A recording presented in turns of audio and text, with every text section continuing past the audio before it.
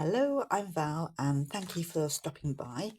I just wanted to run through some of the journals I've been making lately. I'm trying to figure out what my style is when it comes to journals because I am fairly new to making them. And I thought I'd try different ways of making them and see what appeals to me and what doesn't, and what I enjoy making. So, this is the first one that I'm going to show you.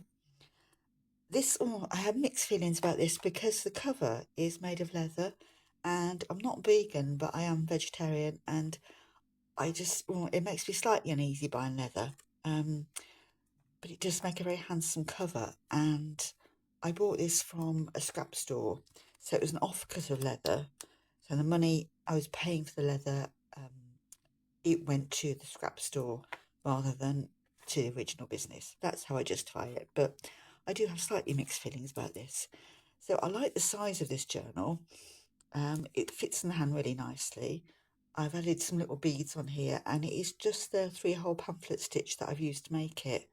Um, Most of you will probably know, probably all of you will know how to do that. It's really easy. There are masses of tutorials on YouTube about how to do it. And I've just filled this one up with, it's got part of a flyer there, which is it's like thin card. So I thought that would work well on the outside, the outer sort of layer of paper, because you have got a soft cover, so that gives a bit of stiffness there. There's a mix here of gel prints, of sketchpad paper, of ones that have got a little bit of colour on from when I've stenciled or stamped on them. There's a bit of book page there, and so it's just a little mix of types of paper. And that's card where I've used modelling paste on there. So again, you've got that different texture. There's your 3 holes for your pamphlet stitch. So yeah, I liked that journal. I'm not sure I'd want to work a lot with leather, but I do like the size of this one and the mix of different kinds of paper. Making that one, led on to this one. This is, I went a bit mad with this. It's got a thin sort of cardstock for the cover, and I painted on it and stenciled on it, and then I decided it just looked quite boring. So I got the alcohol inks out and dribbled them down here, and then I thought that's a bit over the top. And I added more gold paint, so it got even more over the top. I also stuck this little piece of fabric on the front, and it's got So Paint Draw on it, and I've used for those. It's either cotton, like white cotton, or unbleached calico. And for the lettering, I've just used these letter stamps and an ink pad, a black ink pad.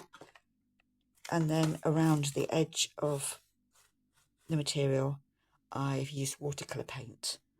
And I've actually made a few of these kind of little patches. They're quite nice little slow stitching projects, and the lettering can get a bit wonky, but I do think that's part of their charm. And you can kind of make tags out of them. So yeah, those are those. And this one, you see, I did just go over the top with the alcohol ink. This one is a mix of tracing paper, copier paper, which I've gel printed on as part of a church bulletin there. That's a tag, which I've just cut into 2 pieces so that it forms a pocket, and that's got double-sided tape under there, so you can put something in there. That's part of a blank greetings card. That's some brown paper that I painted on and then used gold paint to stencil some little stars on. That's some crinkly used tissue paper. Not tissues that you blow your nose with, you know, tissue that you wrap around a present, that kind of thing.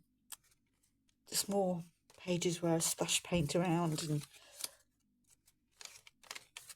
gel print. That's a bit of sari silk that I put down the edge of that page. I was hoping to machine stitch down there, but my sewing machine would not. It wouldn't. It just got very cranky and refused. You can see the holes where I started trying to stitch and it just all got tangled and wouldn't work. that's where I fed paper into one of those little crimping machines, you know, where you got these couple of rollers and you feed the paper through and it comes out with this lovely crimped effect. So back to the church bulletin again. There we go. So that was just a quite straightforward little book. Quite messy, but yeah. And again, I like the size of that. It is slightly bigger, slightly wider than that one. I think I do prefer that size. But yeah, I like that. Also with the beads, what I've tried to do on these books is when they hang down either below the bottom of the book or above the top of it, so that when you open the book, you're not trying to work with beads underneath there, because that might be awkward. So they go above or below. So if we go to the next one, this is also the 3-hole pamphlet stitch, and it's another one where I've just used various bits of paper for inside. It's just got the one signature. Some beads on there, another of these little patches with the lettering and the watercolour paint. And on this one, for the cover, I've used, rather than card, I've used an envelope that, one of those padded envelopes that has the bubble wrap on the inside. So you do get a nice squishy kind of a cover. And then I think again I tried sewing this with a sewing machine and it wasn't happy. So I've glued this cover on here. It's got some painted paper inside and you can see the holes where I've tried to do a zigzag stitch around there and everything just got really tangled and wouldn't work. So it's a shame because I do like that sewn effect that you get, but my machine just won't take it. And we've got various bits of painted paper inside, crimped paper, gel print. There I did get the sewing machine to sew that little piece of fabric on there, but that is quite thin paper. So it was happy with that, more or less happy. They're not perfect stitches, but they'll do. So yeah, that's that little book. So I did like that squishy cover. So that definitely is something that I want to do again in future. This next book, whizzing through these, this one was a big A3 sheet, it might have been a couple of A3 sheets of paper where I just scraped paint onto it. I used a plastic card, like an old library card or an old bank card, and scrape paper on acrylic paint on there, and then use stencils to get colour on there. And I've cut the paper up, and for this method I used material. I used fabric scraps and I used PVA glue, and I really enjoyed doing this. And the PVA, if you give it, you have to give it enough time to dry, so it's not the speediest process. I suppose unless you use the heat gun, but I just let it dry in its own time, and it does dry really firm and holds the paper in well. So I've just got various sizes of page there, and oh, I love that material. It's got little gold hearts on it, really pretty. And that page opens out, so you could glue that down or stick that down to make pockets, or leave that as something that does fold out. And you can see again the fabric hinge. Yeah, so that I definitely want to use the fabric to make sort of hinged books again, and I do like that where it folds out. So the final book, I'm going to show you the journal that I completed, that I'll show you, that I completed the construction of, is this one, where this is the first time I've used the method where you got a book and you use the cover and then fill it with your journal pages. An old copy of Nicholas Nickleby, and in a way it does seem a shame to do that to a book, but I wouldn't have read this book again. I might have read Nicholas Nickleby, but it would have been a nicer copy. It would have been, you know, a nice new paperback or something like that. Because this book, the pages were in tiny, tiny print, and they were yellowing and, you know, getting a bit past their time. So I didn't feel bad about taking this book apart. So I've got it's got 3 signatures in this book. I know, 1, 2, 3, 4, 5, 6, 2, 4, yeah, 6 holes in there. And you've got these lovely strings of beads that I put on the outside. They're all tangled at the moment, and I would untangle them, but they'll just tangle up again, which is fine. And I tried to use different kinds of beads. So you've got different shapes. Some are transparent, some are opaque. Yeah, so I do like that mix. I think when I initially added the beads, I added ones which were similar, and I realised it just didn't look very interesting, so I used different colours and different shapes. And you could add some charms on there as well. I've added another of these patches on the front, sort of similar to these kind of things. So these do make just nice additions to your journal, just really nice slow stitching projects to do as well. Little gold sequins on there, and I've got, there are my 3 signatures in there, and I've used gel prints to cover the inside of the book, so neaten it all up. I didn't quite have enough of this paper, so I used something which is quite similar. And we've got gel prints, plain pages, book pages. That's very messy. That's why I've just painted rather aimlessly colour onto a piece of paper. I felt like doing something arty and I couldn't think what to do, so I just ended up just painting it. There's a bit of vintage book page, postage stamp album page there.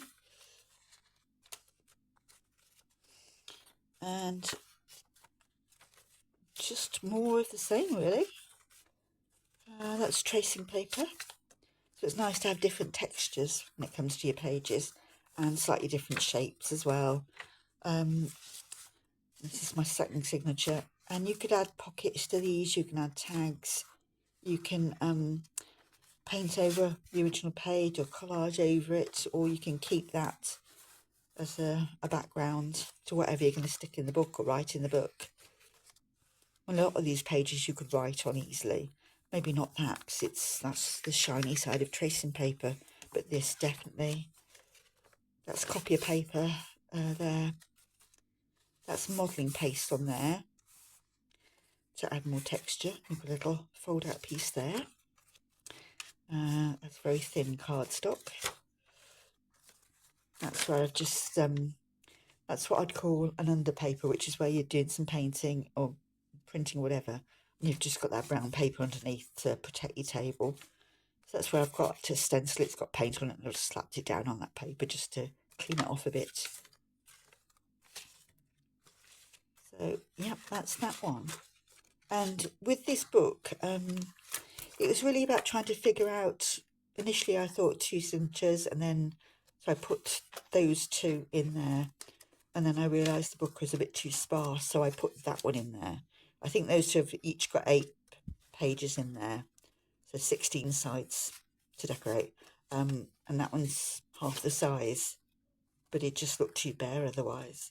So it does seem, when you look at it in this state, it seems like there's not enough pages in it, but once you've added everything you want to the journal and stuck those tags inside in the pockets, then it will fill out a lot.